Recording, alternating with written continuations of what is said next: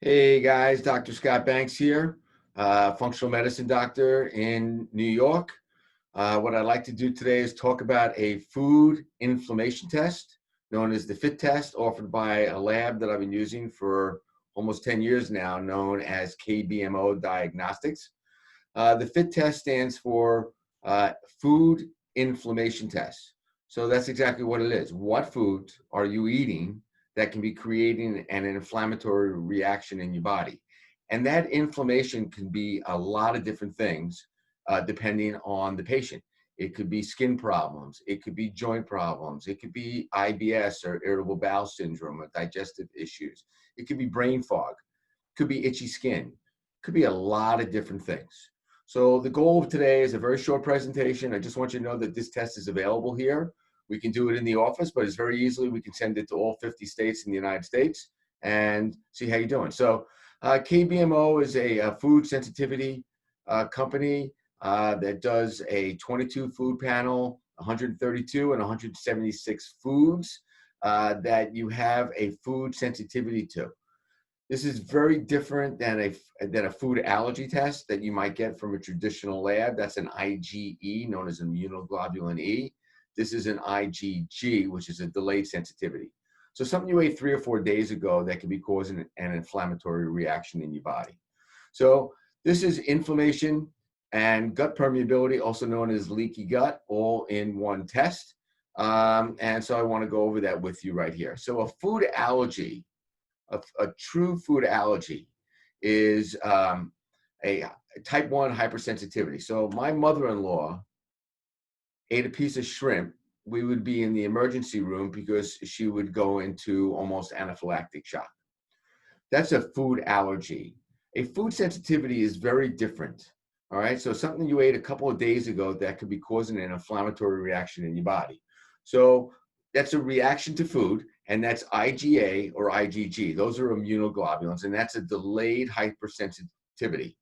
And then we also have food intolerance, which would be like lactose intolerance, which could be positive on this test as well. And we have some exciting news to share with you about a new test that we're coming down the pipe very soon that we should have available for patients that I'll tell you about shortly. So I would use a FIT test, this food inflammation test, if the patient doesn't feel well for whatever reason. They have autoimmune disorders, whether it be rheumatoid arthritis, and multiple sclerosis, celiac disease, Hashimoto's thyroiditis, Graves' disease, Sjogren's syndrome. All autoimmune disorders have a commonality, and that commonality could be leaky gut unless proven otherwise. And we know that foods that you become inflamed to can cause leaky gut, and we'll go into that in a little bit. If you have arthritis, brain fog, fatigue all the time, digestive, gut issues, skin problems, uterine fibroids, endometriosis, even any type of cancer, I would look at anything that creates an inflammatory reaction in your body. So the FIT test, why physicians use it? Because patients don't feel well, but the immune complex issues and inflammation that can be associated with foods are an underlying problem for all the conditions that I see on a daily basis.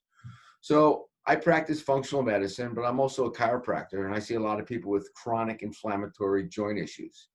Is there an inflammatory food component that is contributing to the patient's underlying inflammation? And I'm going to say 8 out of 10 times, yeah, that's definitely a contributory factor. So if a patient comes in and they say they just rolled over in bed and they hurt themselves, or they just bent down and picked something up, or you're in the shower, you bend and move the wrong way, or you're in a butterfly exhibit and you move your head like that and the butterfly comes, that's just the straw that broke the camel's back. You've had this underlying inflammation for a long period of time. What's a contributory factor? Could be in the joint, but definitely food can be an inflammatory mediator that can set those wheels in motion of inflammation. So we want to be able to address that with patients. So this is a complicated chart, but basically what in your intestinal tract, there's one cell layer that separates from what's in your gut to what's behind those cells. So it's one cell layer thick. And you see these tight junctions in between those cells. When those tight junctions, instead of being really tight, become more permeable, we call that increased intestinal permeability, also known as leaky gut syndrome. And so this is very well documented. Dr. Alessio Fasano is a mucosal biological research scientist and a gastroenterologist at Mass General Hospital and Harvard, a teacher at Harvard. Wrote a book called Gluten Freedom. I've seen him speak numerous times at the Institute for Functional Medicine symposiums over the years, and the Integrative Healthcare Symposium this last year before COVID hit New York City in February. So basically what ends up happening is that we eat certain foods, whether it be wheat, dairy, eggs, but it could be other foods, like it could be even salmon or avocado or coconut oil, or even some good foods that we eat. And we cause that intestinal tract to become more permeable. And then peptides or particles of protein from those foods are able to slip through, and then your immune system recognizes them as a foreign entity and mounts an immune response to that. And some people, it can attack the digestive tract, which is what you see here to the right. So somebody with, say, Crohn's disease or celiac disease or irritable bowel disease will have an intestinal tract that's being attacked by their own intraepithelial lymphocytes or by your own immune system. So why would your body do that? Because what it's doing exactly what it needs to do. It's recognizing substances that are coming into your body that are foreign substances. You know, food is very different now than it was 50 years ago or 100 years ago. The diet has changed substantially. Foods have been very adulterated. There's a lot of food additives, a lot of processed foods. And so foods have changed. Even wheat has changed dramatically since 1985 when it started to become hybridized. And then you add in the genetically modified foods that are Roundup ready that can pierce and destroy the microbiome in the gastrointestinal tract, allowing people to have what we call leaky gut syndrome.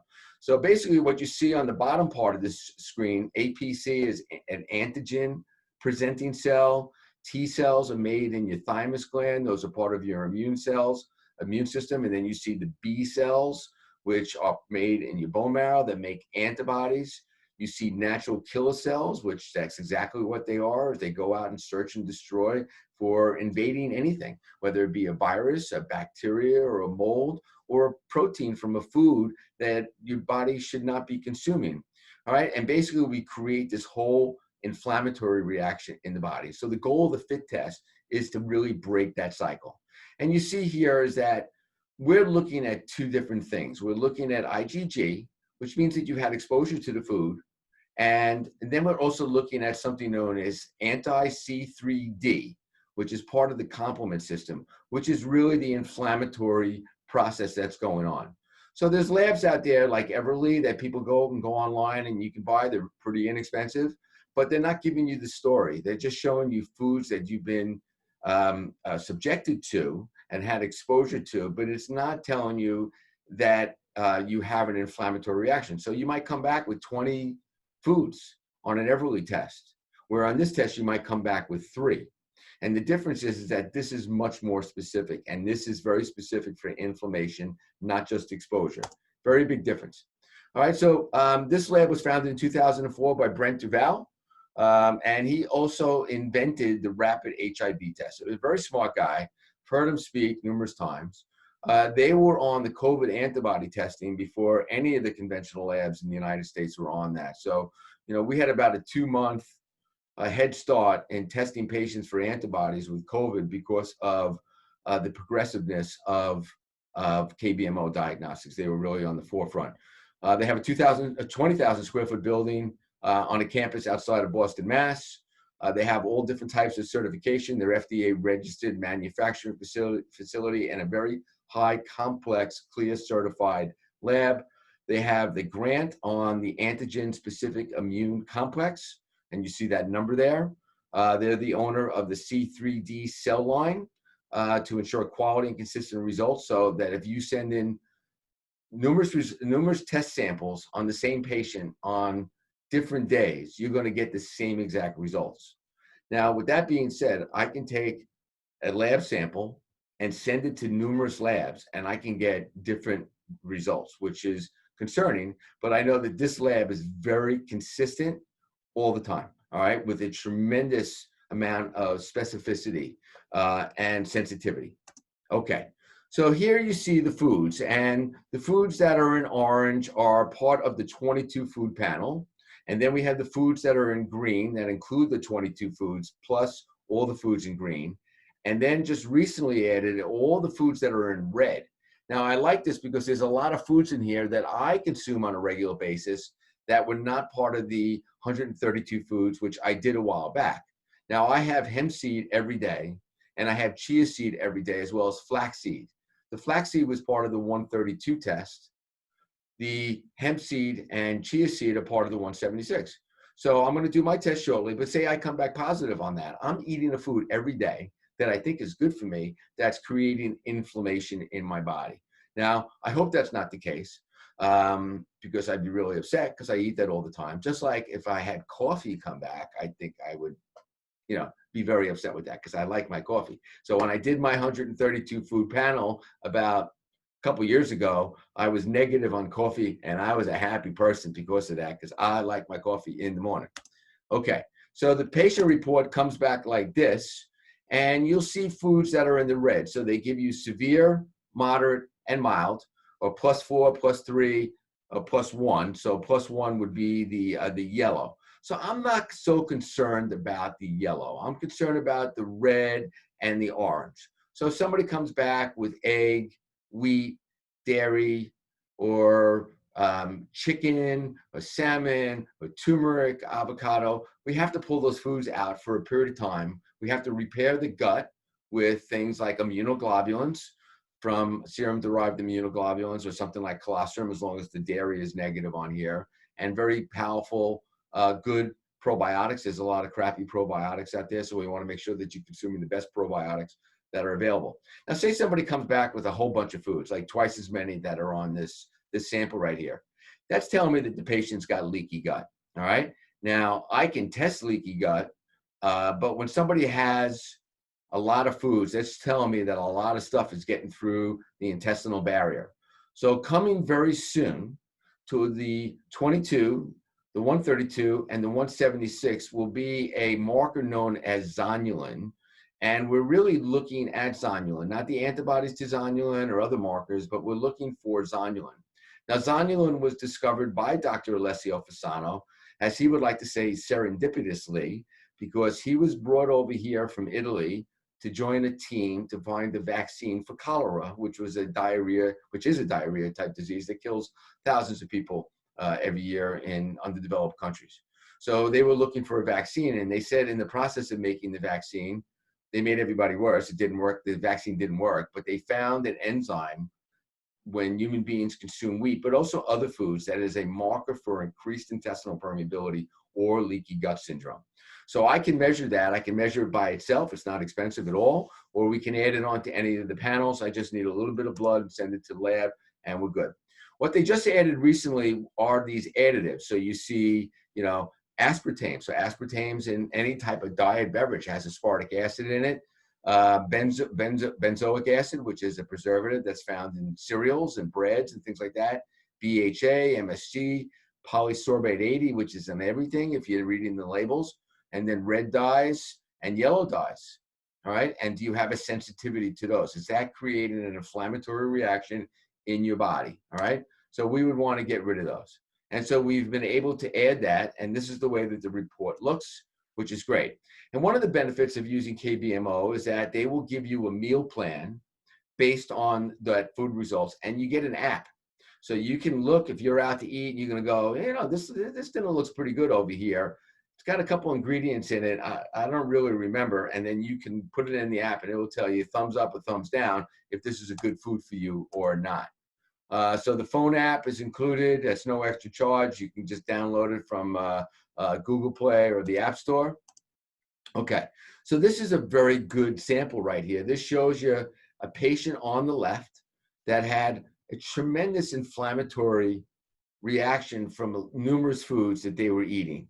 And you can see on the right side of that slide, of the slide on the left, is that they had a lot of things in the high and moderate range, and not so much stuff in the mild range.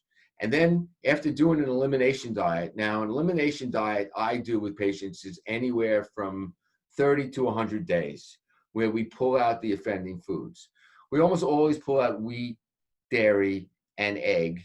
Um, Even if they come back negative, it's just they can be an inflammatory food for certain people. And I find that just to be safe than sorry, that we can get rid of those foods and do substitutes for, those 100 days. But look at the difference after the test, after the elimination diet on the right side, that those inflammatory markers were substantially lower. So that's very, very powerful. And we see here that the patient's complaints went down: memory, anxiety, bloating, stomach pain, fatigue, insomnia, joint pain, stiffness, swelling, muscle, craving sugar, insomnia, lightheadedness and dizziness, allergies, cold intolerance, libido, impotence, constipation, diarrhea, halitosis, which is bad breath, tearing eyes, all right? Brittle nails, dry skin, bruising, headaches, irregular heartbeat, numbness in the hands and feet, sinus problems, thyroid, eczema, drowsiness, PMS.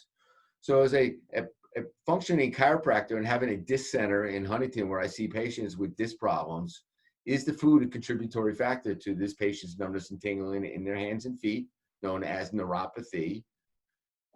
It could be exacerbating a herniated disc. Also, if the patient's diabetic, that will make it worse. So, you got to look at things. It's just not, one single thing. You got to look at it. You got to hit it from multiple angles, especially as we get older here. All right.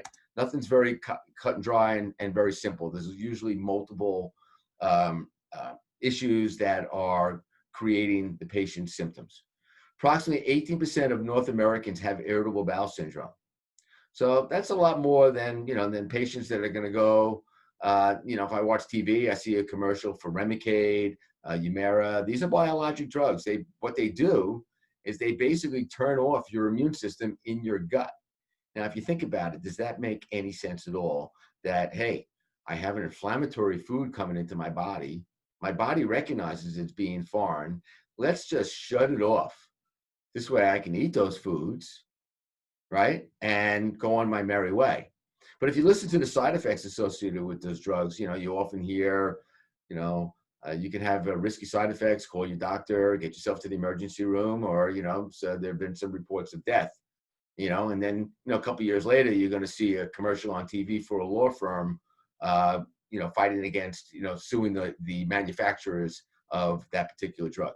I mean, it happens all the time. I'm not making this stuff up. Okay. So also estimated those with IBS, approximately 25% seek medical care for their symptoms, and only 5% seen in a tertiary care setting. So that's like an office like mine. So although it appears that percentage of patients seeking medical care for IBS symptoms represents a small percentage of those with IBS, high prevalence of the disorder results in sizable direct cost for physician visits, emergency room visits, diagnostic tests, and pharmacological treatments. So as a functional medicine doctor, after people have been to 20, 30 doctors, they end up in my office here, and all the doctors want to do is just give them drugs. They'll do a colonoscopy, they'll do an endoscopy, and those are all great. Those are great tests because you want to image and you want to visualize and make sure that there's no pathology or ulcer or anything that needs immediate care. But nobody's really looking at the microbiome, and nobody's really looking at foods that can create an inflammatory reaction. I do both, all right? So I can look at the microbiome through several labs, Great Smoky's diagnostic lab, which is now called Genova Diagnostics, and another lab called Diagnostic Solutions has a GI map. We have an oral DNA test that looks at the microbiota in the mouth. So there's ways to investigate this from a very scientific standpoint, with all the stuff is very well documented, all right? So there's other ways to treat irritable bowel disease other than just taking a drug like Humira. All right, so really we want to see what foods can be a contributory factor to that irritable bowel syndrome. All right, here's a study. This is an irritable bowel study. The title: Evaluating the Health Benefits and Outcomes of IBS and Food Sensitivities Using the FIT test. So that's this test right here, looking at IgG and the C3D immune complexes. Okay, so the score was relatively high. Homocysteine levels were pretty high, and the CRP down at the bottom is an inflammatory marker, was very high. But once they found out what those foods were, all right, and they eliminated them out of the diet, you see that the scores went down quite substantially. All right. You look at the average decrease from 0.47 just to 0.1, and that's a dramatic decrease in inflammation. So inflammation, colitis, itis at the end of the colon, all right, is inflammation of the bowel. Gastritis, inflammation of the stomach, all right. Dermatitis, inflammation of the skin. Arthritis, inflammation of the joint, can all be a result of consuming food, sometimes healthy foods that you would think could be healthy or healthy for this person over here, but not healthy for you, that you would need to know. Okay, so they looked at 100 healthcare practitioner patients, randomized to intervention and control group. They given the limitation of data due to claims. Utilization data that is available at this point shows a 10% reduction in hospital stays and visits in the intervention group, and a 50% reduction in primary care physician visits and specialist office visits in the intervention group. So you save yourself a lot of heartache, because next thing you know, I mean, I had a patient just comes to mind that he was eating pretzels all the time and he had a lousy diet, like drinking beer, really a nice guy. And he ended up in the hospital with like diverticulitis, right? So we did this test on him. He came back with a bunch of foods. We changed his diet. I gave him a real good anti-inflammatory type drink.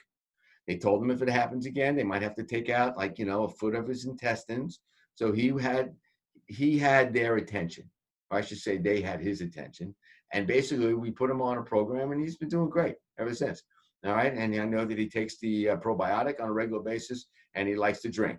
And anytime he starts to get a little sloppy, he starts to get some inflammatory bowel issues that come on a couple of weeks later. Okay. So clinical outcomes greatly improved with the IgG like Everywell and ALCAT, which is another lab that I used to use prior to using the IgG test from KBMO. KBMO saw twice the IBS severity score reduction compared with ALCAT, 50% improvement in IBS severity score compared with IgG like Everywell. And the reason it performs so much better than Everywell is that Everywell is just looking at exposure to a food, IgG, not which foods that cause the inflammation like the FIT test, which is the complement system, C3D, which is part of your immune system. So they complement the immune system. So these are things of molecules in your body that are markers of inflammation. So the new FIT test is the new FIT 132. They have the COVID antibody test. So, it's pretty much available now through a lot of labs that you can get, but I can still send a kit to you. It's a finger stick test now that you can do yourself at home. It has to be sent to the lab. It's not a rapid test. And it's 98.5 specific to the blood draw. So that means if I had a phlebotomist come to your house in Alaska or in Seattle, and we're in New York here, or anywhere in the country, in Florida, we ship these all over the place. We send the kit to you. As soon as you get the kit, we can call a phlebotomist up and they'll draw the blood in your house. Or, we can save $100 and you can do it yourself, relatively easy. Or I can do it here in the office if you're in the New York metropolitan area. And we can look at the antibody test. Starting this week, we'll be doing the PCR test.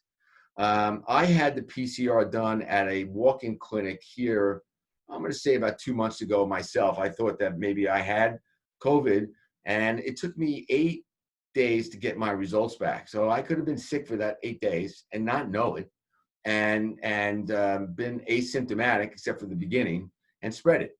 So I have a turnaround time now with the PCR test, polymerase chain reaction up the nose for COVID, in a 24 to 48 hour turnaround. So if you're interested in doing something like that, you can let us know and we can get that test for you really quick.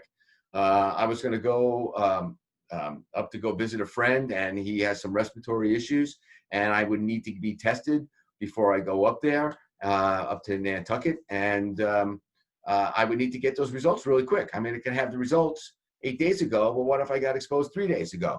So you want to be able to turn that around really fast. So we're going to have that availability of doing the COVID PCR testing, which is different than the antibody testing. If you have questions on that, you can give the office a call and we can explain that to you.